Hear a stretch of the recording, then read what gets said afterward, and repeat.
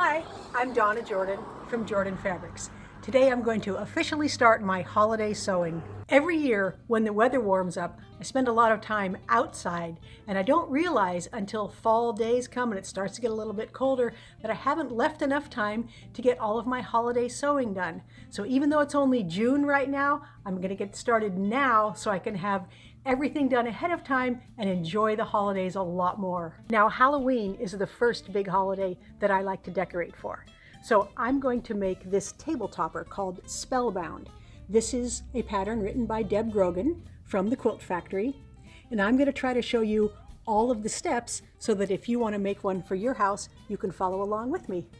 Now, this pattern uses a combination of patchwork in the middle and then appliques around the edges there. So we have a nice witch hat, some bats, a very cute spider there. So we're going to use a fusible method to get these appliques on there, and then we will stitch them down afterward. Now, when I make a pattern, I usually choose different colors than what's shown on the front of the pattern. But I actually have the exact prints that are used, so that's what I'm going to do this time. And here's all we need. We need a set of charms. These are 5-inch squares, 2 1/8 yards of an orange, 1 3/8 of a light background, and 5/8 of a black print. Now I'm going to work on the patchwork first, and then we'll work on the appliques afterward. Now I can't give you all of the sizes that you need to cut because it's not my pattern, but I've made quilts from this pattern designer before, and they're very well written and easy to follow. So what I'm doing here is smoothing it out on my ironing board. I do like to iron everything up before I cut it because the cutting will be more accurate and I won't have any wrinkles.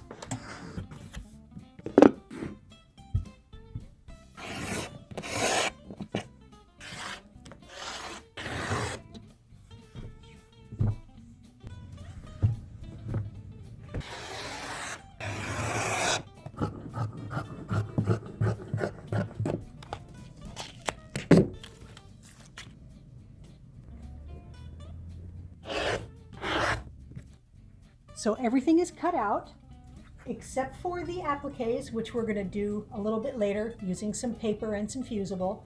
But right now, let's make some half square triangles.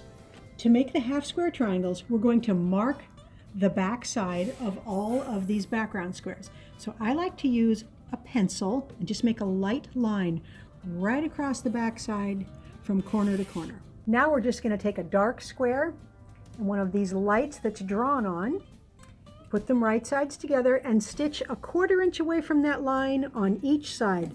So I like to go down the one side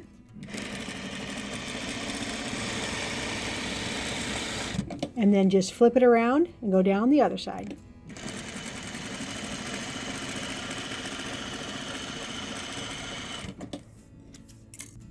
Now we're simply going to cut right along that drawn line. And I like to use my rotary cutter and plastic ruler here, and then we're going to take them right to the ironing board. Put the light color down, open this up, and do a little finger pressing so that you don't distort that seam because we don't want it to bow down or bow up. And then iron it, first with a dry iron, then with a little steam. I like to trim these little bits called dog ears off here. It makes the patchwork lay a lot flatter.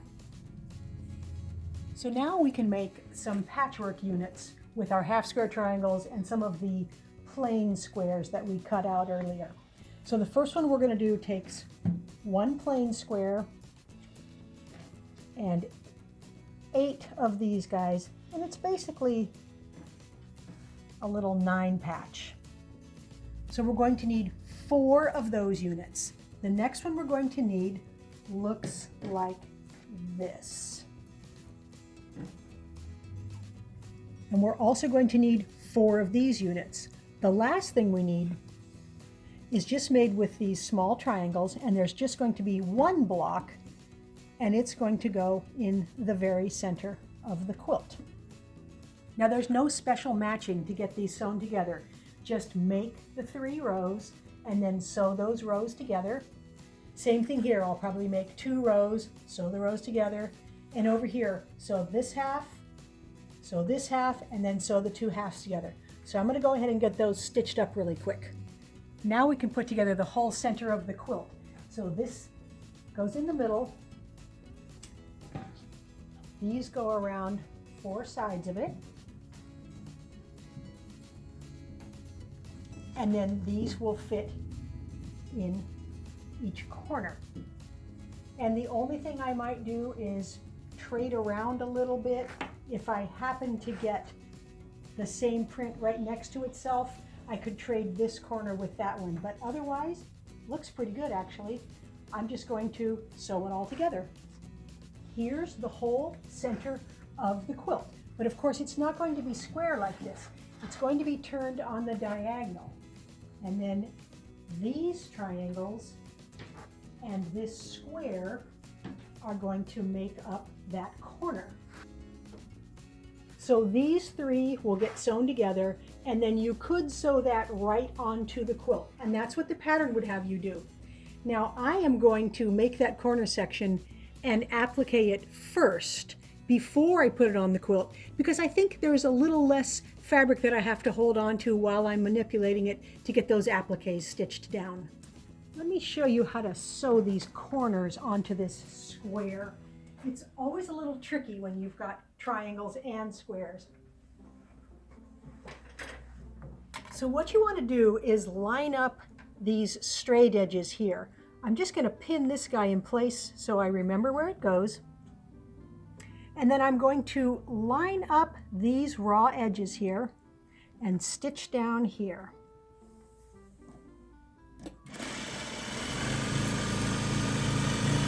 Now the triangle tip is going to stick off the end, and that's okay.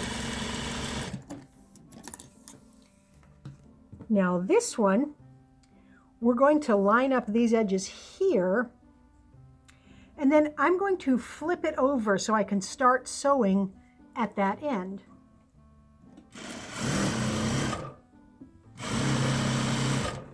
And again, that tip is going to stick off there. And then when we're all done and we open this up, you'll see that makes a nice straight line. Now we're ready to work on the appliques. I'm going to be using a fusible product here. This is a paper-backed fusible webbing, and there's different brands. Pellon has a brand, Steam-A-Seam has a brand, but basically you want a fairly lightweight one that has paper on one side and the fusible gluey stuff on the other side. The pattern comes with full-size templates, so all we have to do is put this with the paper side up over that template, and then we are just going to trace around all the edges. And I'm just going to use a pencil, and even if my tracing isn't perfect, when I cut, I can smooth it out. So I'm just going to go all the way around all the edges. There's the whole spider, and I'm just going to cut a little bit around it so I'm not working with too much extra paper here. And now we're ready to iron it on. I think I will cut this extra off too, because I can use this. It's kind of a big piece left here. We'll use that for something smaller. Now, before we iron this on, we want to steam press our fabric, because otherwise it could shrink a little as you're steam pressing this product onto it. So I'm going to make sure it's very well ironed, and I'm going to steam it. Now I'm going to keep that paper side up, so the fusible side is down on the fabric, and it's on the back side of the fabric. Now every product you use has slightly different directions, and you may have to change what you do a little bit depending on your iron, but I can get this just steam pressed on, or not steam pressed on, just ironed with a dry iron onto the fabric here. And I'm just going to move it slow. Again, read the directions for your particular fusible product so that you make sure you do whatever those instructions are. Now we're just going to cut on those drawn lines. There's a lot of different scissors you can use. If you like little scissors, use those. I'm just very used to this size, so I use it for just about everything. So just try to make nice, smooth cuts and go all the way around all the edges.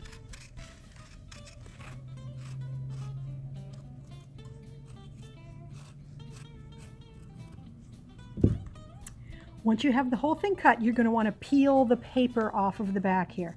Now sometimes it's a little tricky to get it started, but once you get it started, you see that shininess, that is the fusible glue stuff that's on the back side of our fabric.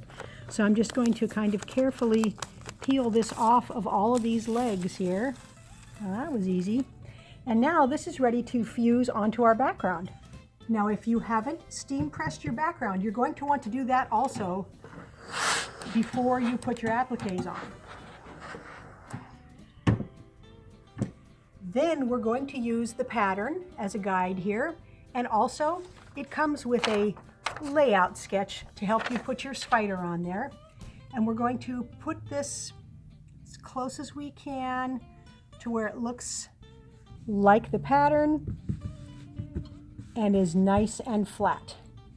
Now before we fuse this on, I like to use a press cloth. This is just a scrap of fabric, but I'm going to put something over my applique so that I don't get any of the fusible stuff on my iron.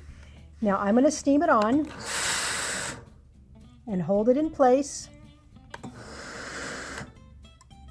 Again, check the directions for your particular fusible. But it is going to be really stuck down on there, and that's going to make it really easy to stitch around the edges and get it sewn up. I'm going to use my Singer patchwork machine to do the applique work. Now mine has this set at number 3 for zigzag, number 2 for the width, 0.8 for the length of the stitch, but your machine will probably have different controls and different numbers there. But this is what we want the stitch to look like. We want a fairly narrow zigzag stitch.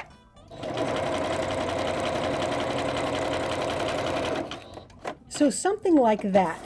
Our pieces are fused on, so they're not going to come off, so we don't have to have a real tight stitch. And I don't want it real wide because there's so much detail in the cut pieces that I don't want to lose that detail with my stitching. So just adjust your machine so the stitches look about like that. We need to use some sort of stabilizer underneath our applique, and this is just computer paper. You can also use newspaper or newsprint, but you need something to keep the fabric and everything stable while you stitch. So just put that under there. It doesn't matter if it doesn't fit under the whole applique.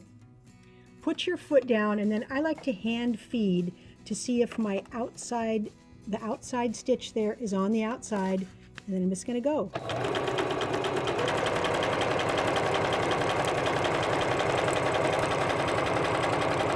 Now you're going to have to lift your presser foot and pivot a little to get around the tight corners. And if your machine has an option of ending needle down, that will make that process go quicker. So just keep pivoting at all the corners, and turning, and go all the way around that cute spider. So my stitching is really all covering the applique. And if you don't want to use a zigzag, you don't have to. You can even use a straight stitch because this is fused on. And you can't really see my thread because my thread happens to be the same color as the spider. But the idea is just to stitch this on so that it's nice and secure.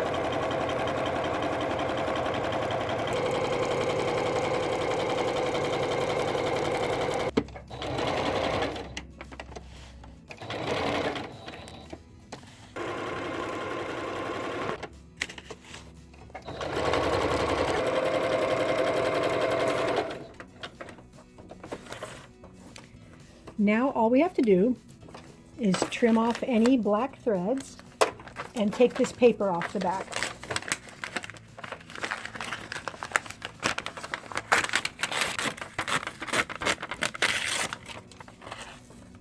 So just keep going around and pulling all that paper off, and you might have to start in the middle, but it will all come off.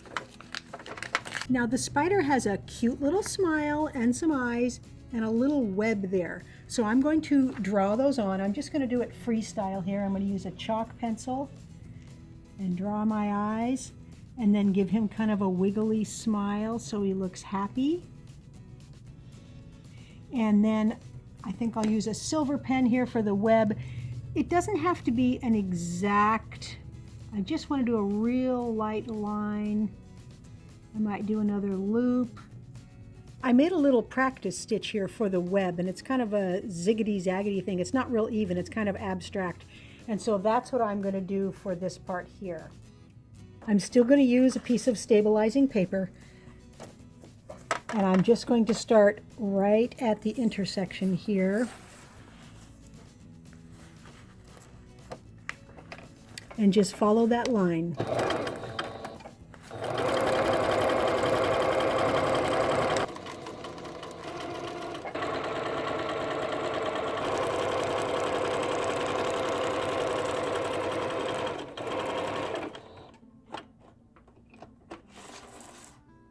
Very nice. Okay, for the smile and for the eyes, I'm going to use the same stitch for the smile, but I'm going to use white thread.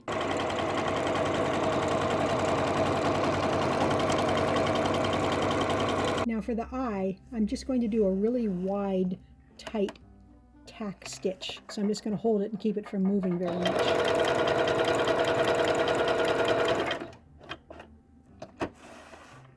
Perfect.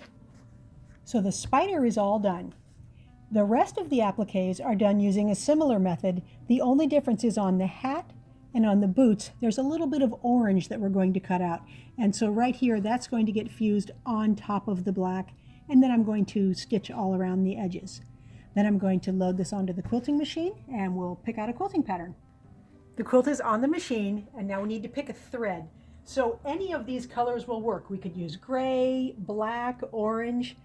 I think I'm going to use this orange here because it won't show up too much on the background or on the hats, and it'll blend in here completely, and that's what I would like. I wait all year just so that I can use this spiderweb quilting pattern. It just looks so awesome. And since I'm using solid black on the back side, this is going to show up really well with orange thread. Ready?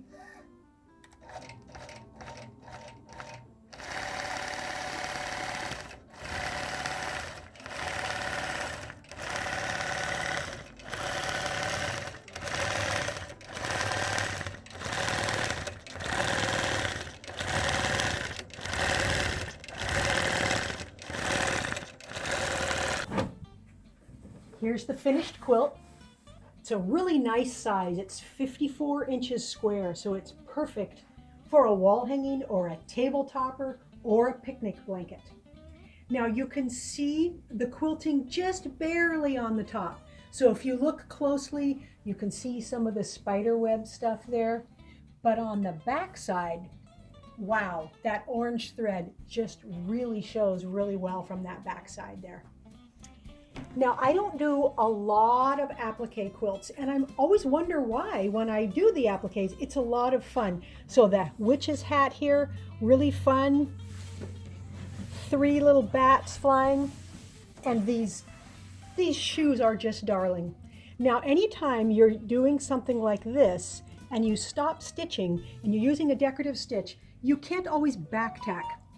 So I like to use a product called Fray Check, and I will put a drip of this right on the end of the stitching, and that way none of these stitches will come undone.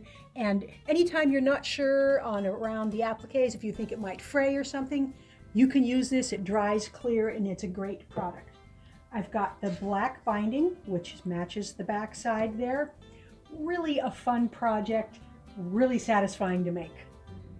Thanks for watching our tutorial today on how to make the Spellbound quilt. We hope you enjoyed it. Now we're going to have another giveaway. We did a tutorial on how to make this quilt. It's called Double Vision, and it's a nice Nice big quilt made in my favorite purple and green batiks. It's got a nice lavender batik on the back side, multicolored binding around the edge.